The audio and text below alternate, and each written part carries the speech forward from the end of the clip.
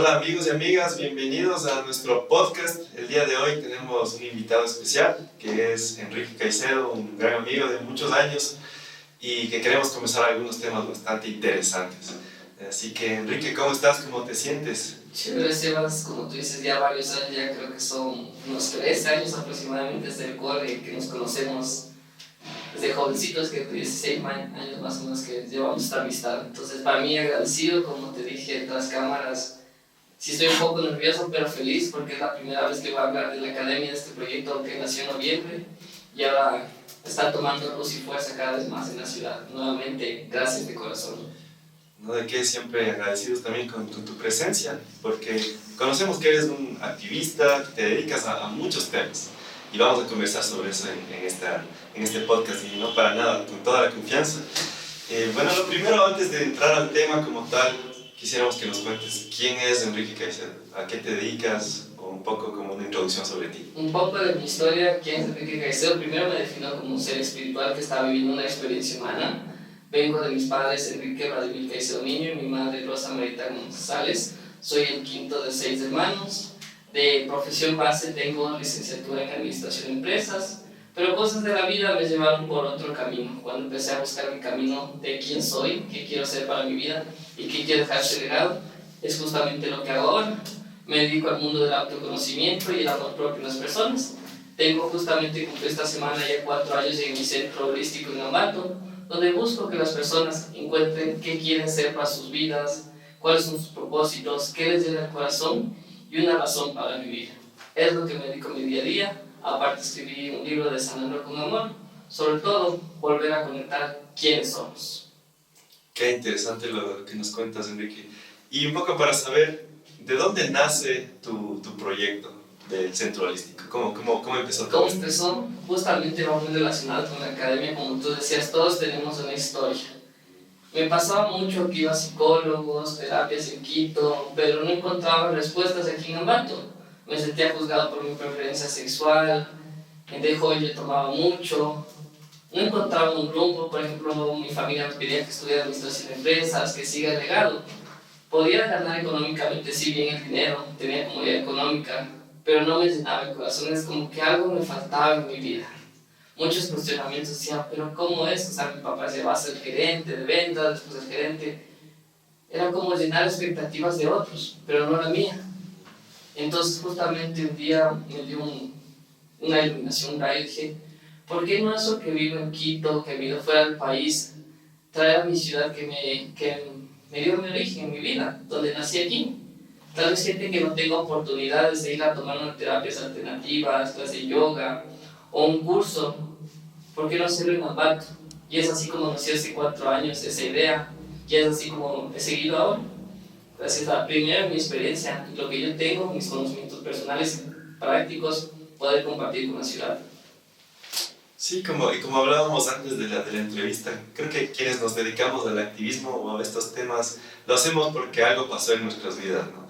Alguna, como tú dices, tal vez una iluminación o esa chispa, algo despertó eso en nosotros y nos movió a dedicarnos a temas sociales, ambientales o de otros aspectos. Y tú te has dedicado estos 4 años que dices a algunos proyectos. Yo conozco que has hecho yoga, has hecho algunas terapias.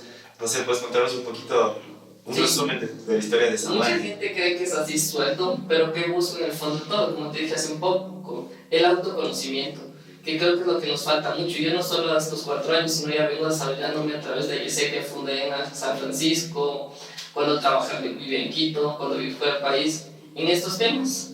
Entonces, por ejemplo, yoga, que es conocerte a ti mismo, las técnicas de manejo, por ejemplo, el Rakiram, que es una técnica de imposición de manos, es conocerte a través de verte a ti mismo, tu interior, sanar heridas, traumas, porque todos tenemos bloqueos y cosas que están ahí y nos mueven, nos siguen moviendo, así nos hagamos conscientes. Por ejemplo, talleres, pero todo lo que hago es en base al autoconocimiento, que creo que nos enseñaron en un sistema educativo a conocer matemáticas, física, historia, política, realidad nacional, pero no saber quién verdaderamente somos. Entonces todo lo que hago es con esos pilares. Y me acuerdo que esto empezó también con un viaje que tú tuviste Asia, a la India, no me acuerdo. ¿Puedes contarnos un poco de esa experiencia? Justamente hace 7 años, digo, las causalidades del universo, 7, un número muy sagrado. Justo cuando yo trabajaba en la empresa de mi familia, empecé a estudiar mi escuela de psicología transpersonal y solo me vino una inspiración cuando empecé a hacer yoga, porque nos pedían ahí que haga un yoga, y dije, bueno, está bien, yo lo veía como un deporte, una disciplina, pero algo me empezó a llamar de India. Y como saben decir los que hemos viajado a India, India te llama. Es como la energía ya. Entonces, antes de eso me acuerdo que fui a un retiro en Vrindavan, en el oriente, en el Puy, por el Río Verde. Y me acuerdo que vi una meditación, muchas mariposas. Me dijeron, tu vida se va a transformar. Apliqué a India, me negaron la visa, después aplicamos de nuevo, nos volvieron a negar. Y nos decían, es la reto de India, ¿verdaderamente quieres ir? Dije, sí, yo quiero ir. Porque quería conocer otra forma de ver la vida. Y ahí es cuando fui a India y me cambió mucho el panorama y la forma de ver la vida. Yo entendía el concepto de riqueza y pobreza solo en la parte económica.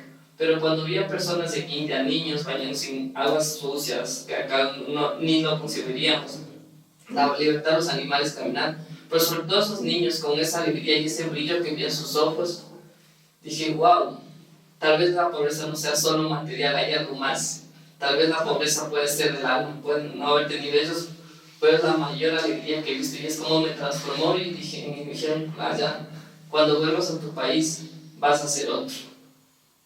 No lo comprendí hasta después de años, empecé a asimilar, seguí mi escuela de psicología transpersonal y después de ese viaje en 2016 que fui a India, en 2019 que vine local, porque empecé a ver la vida de otra forma, empezar a ver hacia adentro.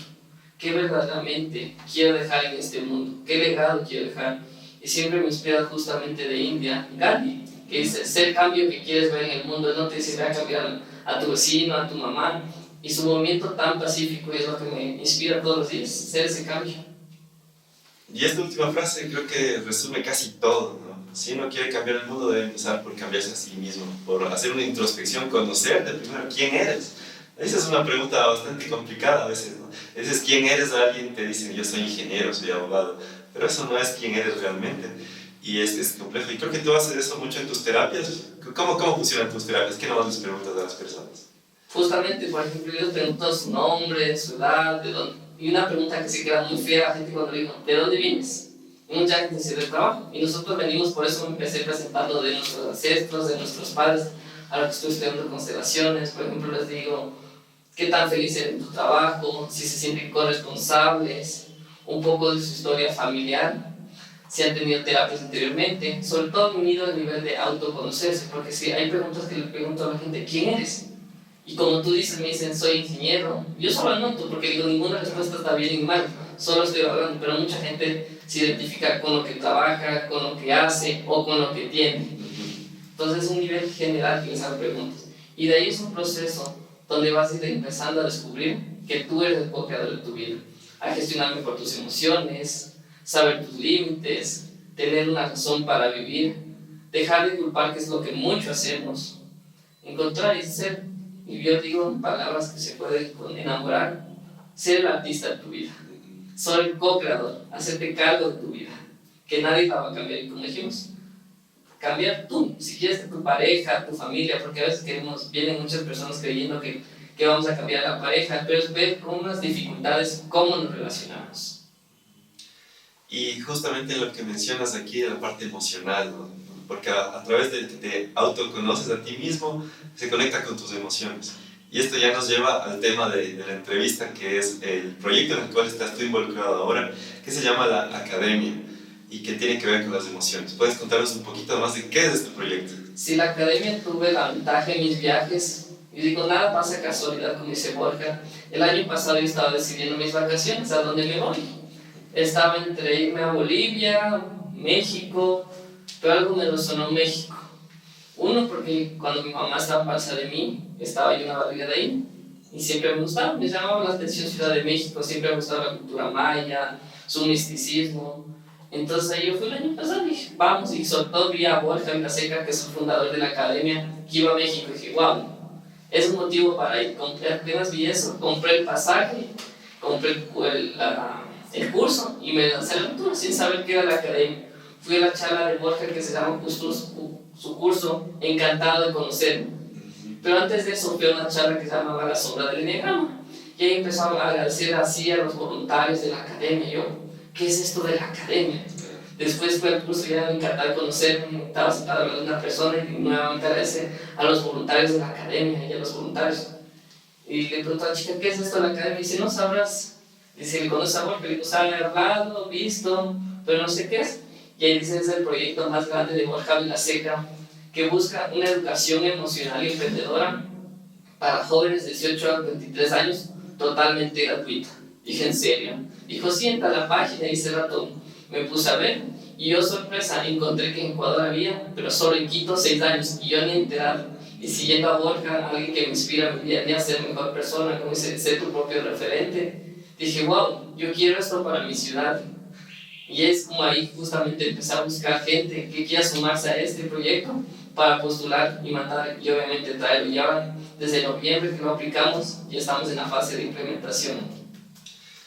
Súper interesante. Entonces tiene que ver con la educación emocional y emprendedora. Totalmente. ¿Y por qué se enfoca en este aspecto emocional hacia los jóvenes? Porque una de las razones, justamente su historia principal empieza con Borja, que a sus 19 años toca a fondo, sin saber quién era.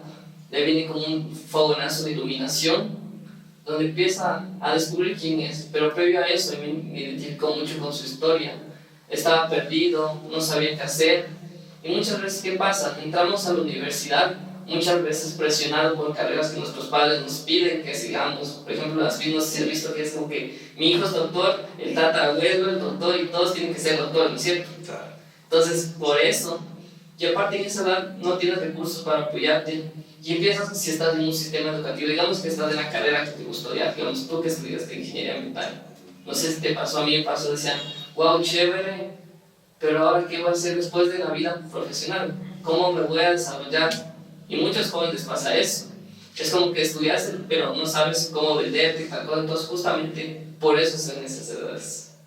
Claro, porque las edades específicas es de los 18 a los 23. Y tiene algo especial, quizás solo hasta los 23, por ejemplo, ¿por qué no 24, 25 y en adelante? Porque ya tienes 24, la mayoría de gente ya sale de la universidad y ya tienes posibilidades económicas de irte a una terapia, un curso, pero a esas edades es muy difícil acceder. Claro, tiene que ver como donde los jóvenes están más vulnerables o más expuestos a la incertidumbre, tal vez. A la incertidumbre y con más dudas existenciales. Es en plena edad que estás cuestionándote, que viniste del colegio, porque el colegio viene a ser como un borreguito, como un engranaje más del sistema. Pero aquí en estas edades ya te empiezas a cuestionar, empiezas a abrir tu mente, entonces empiezas a estar un poco más consciente. Si no, después de los 24 años, como que ya empiezas un trabajo, en buena hora si encuentras un trabajo que te gusta, pero mucha gente que ni le apasiona el trabajo, entonces como que ya entraste en ese bucle que a veces hay gente que le cuesta, dice como una carrera de ratas, que le cuesta salir. Entonces, antes de que entres a ese sistema, puedas tener herramientas para tu día a día. Y me parece muy importante que sea en este rango de edad, porque, mira, por ejemplo, yo siempre he hablado de la crisis del recién graduado, me refiero más a la universidad. Yeah. Y a mí me pasó, yo me gradué de la universidad a los 24 años, por ahí, y claro, fue un choque con la sociedad, porque yo estudié ingeniería en geografía y ambiente, y siempre me interesó el tema ambiental, o sea, yo soñaba con salir al mundo y solucionar los problemas. Pero sales del mundo real y te das cuenta que la sociedad es diferente. Entonces ahí yo quería generar muchos proyectos, trabajaba en empresas, pero en esas empresas no me decían, no se puede, es que el sistema es así, es que tenemos que responder a quienes nos pagan y ellos quieren que invitamos, por ejemplo. Entonces ahí yo tuve una crisis bastante existencial en ese sentido. Pero estoy seguro que si hubiera recibido estas herramientas que la academia te ofrece años antes, tal vez no hubiera tenido ese choque con la realidad. Entonces me parece bien interesante que sea en ese rango. ¿Y de qué trata el programa? Creo que tienen 3 bloques. ¿A qué se refieren estos 3 bloques? Primero buscamos que los jóvenes aprendan a ser felices. Después, qué verdaderamente quieren ser en su vida, quiénes son y qué impacto quieren tener en su vida. Entonces está dividido en 3 bloques, los 9 meses que dura el proyecto. Por ejemplo, el primer bloque es autoconocimiento, como dijimos. El segundo es desarrollo personal y liderazgo en valores. El tercero, propósito y vocación. Son los 3 bloques principales.